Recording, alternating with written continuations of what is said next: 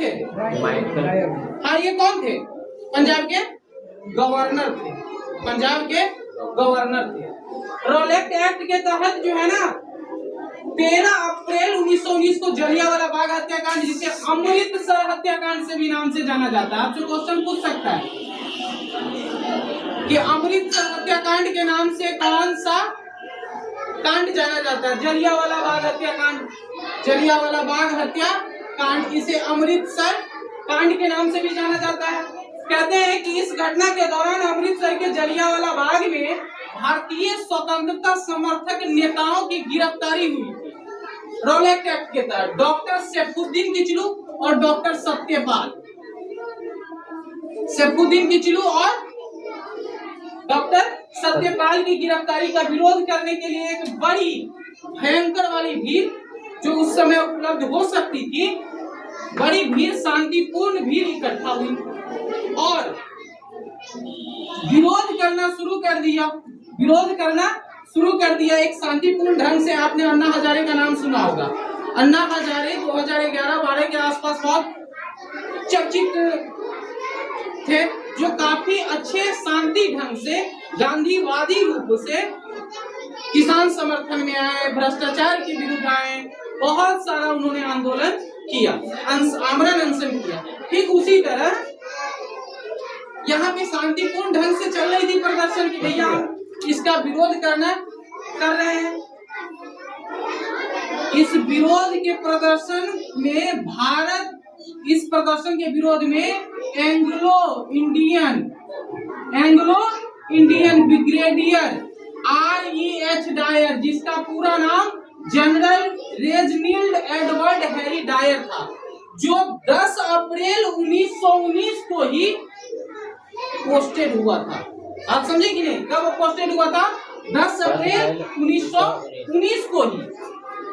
उसने क्या किया? Anglo Indian brigadier REH Dyer ने अपनी गोरखा ब्रिटिश भारतीय सेना, किसके साथ गोरखा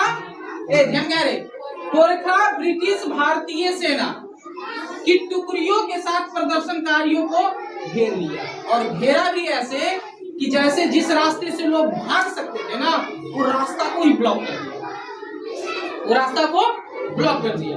अब ब्लॉक कर दिया मतलब कि बंद कर दिया, अपने सैनिकों द्वारा बंद करवा दिया गया। और बंद करवा के डायर ने बाग से निकलने की सभी रास्ते सैनिकों द्वारा बंद करवा दिया एवं भीड़ पर गोली चलाने का आदेश दे दिया। उनके हाथ में कोई हथियार नहीं था, उस भीड़ में कोई हथियार नहीं था। शांतिपूर्ण ढंग से वो भीड़ प्रदर्शन कर रही थी और उनके ऊपर गोली चलवा दी।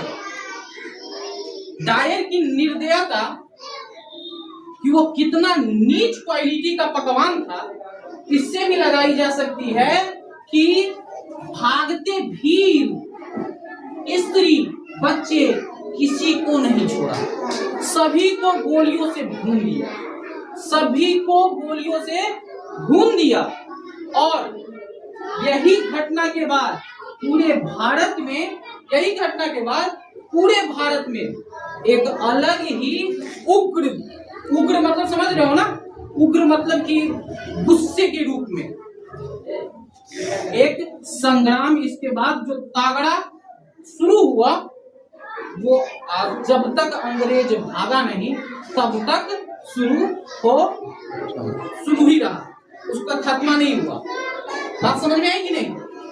ये डायर की निर्दयता ही थी कि अरे भैया ठीक है, प्रदर्शन कर रहा है, अरेस्ट कर लो, अरेस्ट करो। रॉलेट एक्ट तो तभी था तुम्हारे पास।